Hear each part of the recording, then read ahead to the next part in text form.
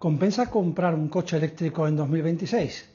Esa es una de las preguntas que más se repiten entre quienes están pensando en cambiar de coche. Y es normal, porque cada vez hay más eléctricos, los precios están bajando, las autonomías son mejores, pero siguen existiendo muchas dudas. ¿Son todavía demasiado caros? ¿Se ahorra tanto como se dice? ¿Compensa frente a un gasolina, diésel o híbrido? Hoy vamos a verlo con números, comparando coches de combustión y eléctricos en varios segmentos, utilitarios, SUV y berlinas. Y ojo, porque los precios de algunos eléctricos ya no son tan altos como mucha gente piensa. Para hacer esta comparación vamos a ver tres cosas. Primero, el precio de compra. Segundo, el coste de uso, sobre todo en combustible o electricidad, que es donde más se ahorra en el uso de un vehículo eléctrico.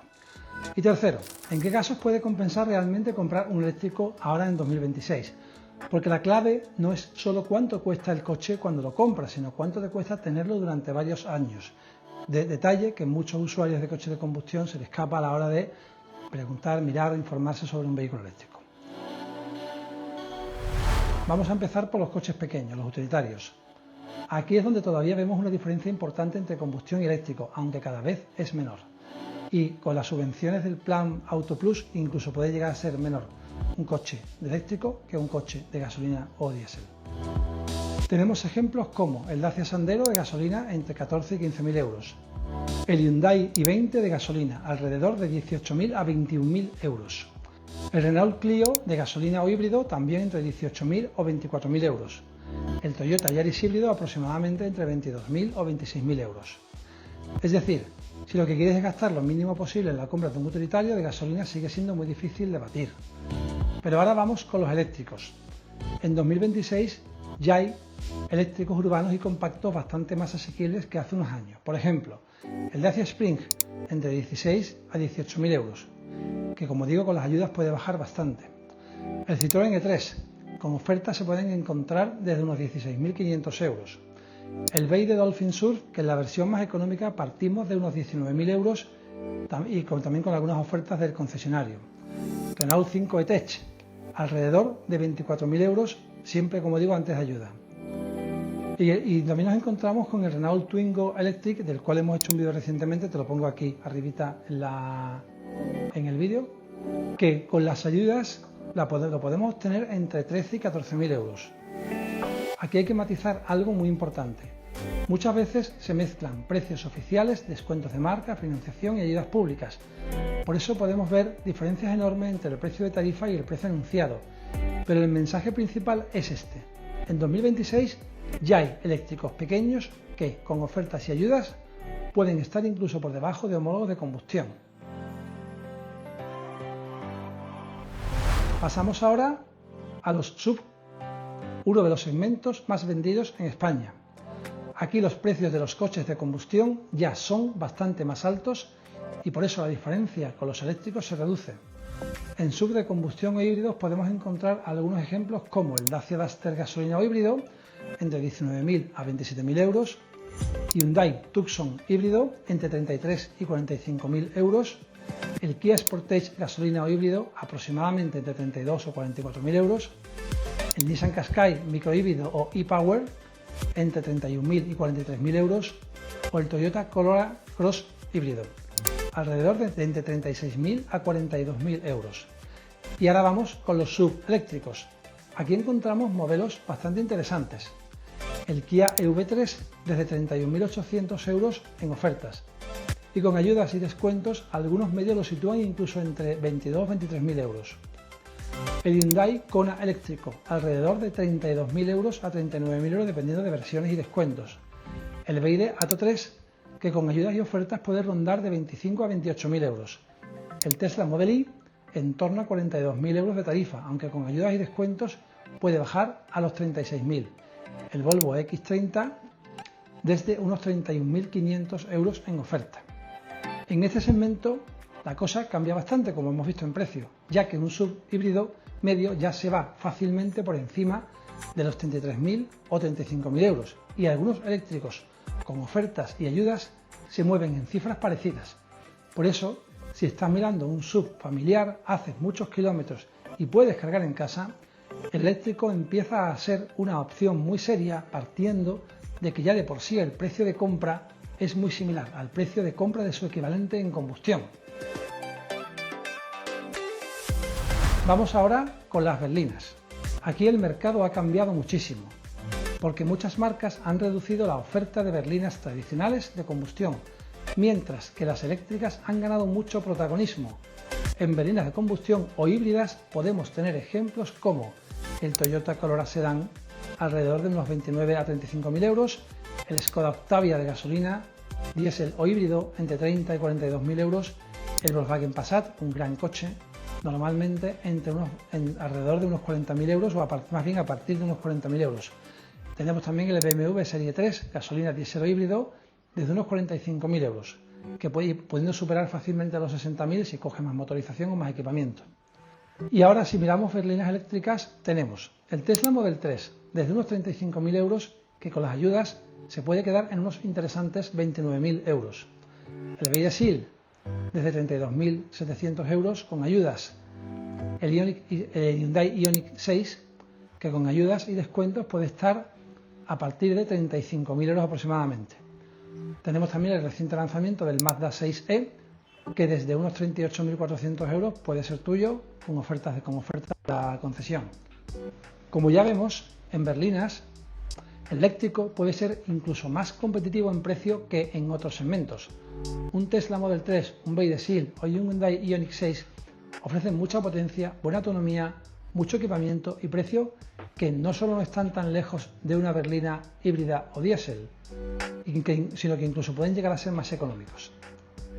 De hecho, si comparas con berlinas premium de combustión, el eléctrico, como digo, puede salir incluso a mejor precio. Y en el caso de Tesla, con un software inigualable, un equipamiento en cuanto a pantallas, cámaras, que ningún otro modelo del mercado puede ofrecer, como por ejemplo el modo Centinela y próximamente la conducción autónoma total supervisada en España, de la cual también hicimos un vídeo que te dejamos aquí, espero que ahora sí, y puedas verlo también. Pues si hacemos 20.000 kilómetros al año, ¿cuánto ahorras? Ahora vamos a ver la parte más importante de un coche eléctrico, el coste de uso. Es donde más ahorramos en la autorización de un vehículo eléctrico. Obviamente tenemos que hacer un mínimo de kilómetros para que eso suceda. Vamos a hacer una cuenta sencilla. Imagina que hacemos 20.000 kilómetros al año. Un coche de gasolina consume aproximadamente unos 6 litros cada 100 kilómetros. Con un precio actual, que obviamente está desorbitado, pero vamos a irnos a un precio normal de unos 1,50 o unos 60 euros, el cálculo sería el siguiente. 20.000 kilómetros al año, 6 litros cada 100 kilómetros, total 1.200 litros de gasolina al año, por 1,60, 1.920 euros al año en gasolina. Es decir, con un gasolina medio, haciendo 20.000 kilómetros al año, gasta una cantidad cercana a 1.900 euros al año solo en combustible. Ahora vamos con un eléctrico. Un eléctrico medio puede consumir entre 15 y 16 kilovatios cada 100 kilómetros. Para 20.000 kilómetros serían 20.000 kilómetros al año, 16 kilovatios cada 100 kilómetros, total 3.200 kilovatios al año. Si cargas en casa a unos 0,15 euros el kilovatio, con impuestos y todas las tasas incluidas, nos vamos a 3.200 kilovatios por 0,15 igual 480 euros al año en electricidad. Es decir, cargando principalmente en casa, que es el uso que la mayoría de personas que tienen un eléctrico hacen, porque los viajes son normalmente reducidos, podría costarte aproximadamente unos 500 euros al año en electricidad. La diferencia la tenemos aquí. Gasolina 1.920, eléctrico 480-500 euros. Tenemos un ahorro de 1.440 euros al año usando un vehículo eléctrico con unos 20.000 kilómetros al año, que si bien está un poco por encima de la media, hay muchas personas que es un kilometraje que hacen bastante factible al año. Y si lo comparamos con un diésel eficiente o con un híbrido, el ahorro puede ser algo menor, pero seguirá siendo interesante. Por ejemplo, como digo, gasolina entre 1.800 y 2.100 euros al año. Un diésel eficiente entre 1.400 o 1.700 euros al año. Y un híbrido quizás puedas gastar entre 1.200 o 1.600 euros al año. Eléctrico, cargando en casa, que como ya hemos visto, hablamos de unos 500 euros, con lo cual el ahorro existe siempre. Puede ser mayor o puede ser menor, pero existe siempre. Eso sí, esta cuenta cambia mucho si carga siempre en cargadores públicos rápidos, porque ahí el precio por kilovatio puede ser bastante más alto. La clave para que el eléctrico salga realmente barato es poder cargar en casa o en el trabajo a un buen precio, incluso a veces en algunos trabajos incluso gratis. Entonces, ¿cuándo se amortiza un vehículo eléctrico? Ahora viene la gran pregunta. En caso de haber pagado un poco más por el coche eléctrico, que como hemos visto antes, puede ser que incluso ni siquiera llegues a pagar más, vamos a ver cuánto es el ahorro o cuál es la rentabilidad de un coche eléctrico. Imagina que estás comparando un coche de combustión de 25.000 euros con un eléctrico, ponte de 31.000 euros. La diferencia son 6.000 euros. Si ahorras unos 1.400 euros al año, la cuenta es muy fácil. Aproximadamente tardas unos 4,3 años en rentabilizar la compra del vehículo eléctrico. Es decir, prácticamente no más de 5 años podrías recuperar la diferencia de precio entre un eléctrico y un combustión. Si la diferencia inicial es de unos 8.000 euros, pues tardaría 5 o 6 años. Pero si gracias a ayudas, promociones o descuentos la diferencia baja a 2.000 o 3.000 euros, o como hemos visto incluso coches de gama media, berlinas de gama media o gama alta, el eléctrico puede ser incluso más económico, estamos viendo que ya de por sí el ahorro, tanto en la compra como en el uso, es increíblemente beneficioso para el coche eléctrico. Y además hay que sumar otros posibles ahorros: menos mantenimiento, etiqueta cero, aparcamiento regulado más barato en algunas ciudades e incluso gratuita. En Cádiz capital, por ejemplo, aparcar en la zona azul no tiene coste ni límite de tiempo, cosa que ya ocurría en algunas ciudades como Barcelona o Madrid hace muchos años, por lo cual muchas empresas compraban vehículos eléctricos por la única razón de poder aparcar gratuitamente en la calle, en las zonas azules. Pero como ya hemos visto, algunos modelos de la tipología berlina tienen precios similares o incluso por debajo de su equivalente en combustión, con lo que si extrapolamos este cálculo en 10 años de uso, habríamos ahorrado aproximadamente unos 15.000 euros respecto al precio de compra con el ahorro de combustible. Es decir, un Tesla Model 3 nos habrá costado lo que un Hyundai i20 o un Renault Clio de gasolina. Con lo que con estos cálculos no es complicado entender cómo cada vez más personas se pasan a la movilidad eléctrica, motivados, entre otros, porque compran una berlina de lujo eléctrica a precio de utilitario de combustión, una vez aplicado, como digo, el ahorro durante el uso. Para ello, obviamente, hay que disponer de plaza de garaje. También hicimos un vídeo hablando de ese tema, lo tenéis también por aquí arribita. Así que vemos las ventajas del eléctrico en 2026. Gasta mucho menos energía si cargas en casa. Tiene menos mantenimiento. Etiqueta cero para acceder a las ciudades grandes y las zonas de bajas emisiones. Es muy cómodo en ciudad. Suele tener buena aceleración y conducción muy suave, sin vibraciones. Cada vez hay más modelos y mejores precios. Pero también hay una serie de inconvenientes. Si no puedes cargar en casa, pierde bastante atractivo. Aunque sigues ahorrando respecto a un coche de combustión, la comodidad ya no es la misma si no puedes llegar a casa, enchufar la manguera en cuestión de 10 segundos y el día siguiente disponer de nuevo de la autonomía completa. Como digo, la carga rápida pública puede ser cara, aunque cada vez hay opciones para cargar pagando entre 5 o 6 euros cada 100 kilómetros, que también es más económico que lo que gastamos echando gasolina. Algunos modelos todavía siguen siendo más caros en compra, pero como hemos visto al principio del vídeo, otros incluso son más económicos. La autonomía baja en invierno y en autopista. El valor de reventa también depende mucho del modelo y de la evolución de las baterías. Así que, concluyendo, ¿compensa comprar un coche eléctrico en 2026? Mi respuesta sería sí, pero no para todo el mundo y en todas las circunstancias. Principalmente hay dos situaciones en las que un coche eléctrico es la opción ganadora. Si haces bastantes kilómetros, a partir de 15.000 ya es bastante rentable. No digamos nada si haces 20 o 30.000, entonces ya es totalmente un win-win. Por supuesto, si tienes garaje o enchufe donde poder cargar el coche, te digo casi a diario, si a lo mejor cargas en el trabajo y los fines de semana tienes que recurrir a un cargador público, pues tampoco sería mala opción.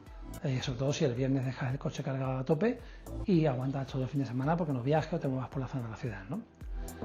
Pero si haces pocos kilómetros, no puedes cargar en casa y buscas el coche más barato posible o haces viajes constantemente por zonas con poca infraestructura y no estás dispuesto a asumir la parte negativa de los coches eléctricos, probablemente a día de hoy no sea tu mejor opción.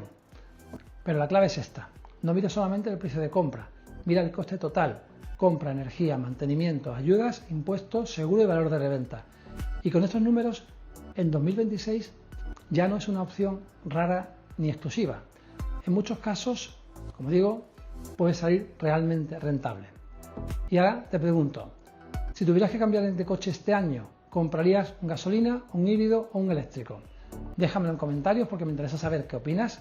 Lo comentamos, procuro siempre responder a todos los comentarios que me hacéis. Lo único que pido es comentario amable, comentario respetuoso, tanto si te gusta como si no te gusta. Yo respeto todas las opciones posibles, solo faltaría, que yo no vengo aquí a imponer nada a nadie, vengo únicamente a dar mi opinión. Y en definitiva se puede crear un debate interesante sobre este tema que estoy comentando en el vídeo. Si te ha gustado el vídeo, dale a like, suscríbete y nos vemos en el próximo.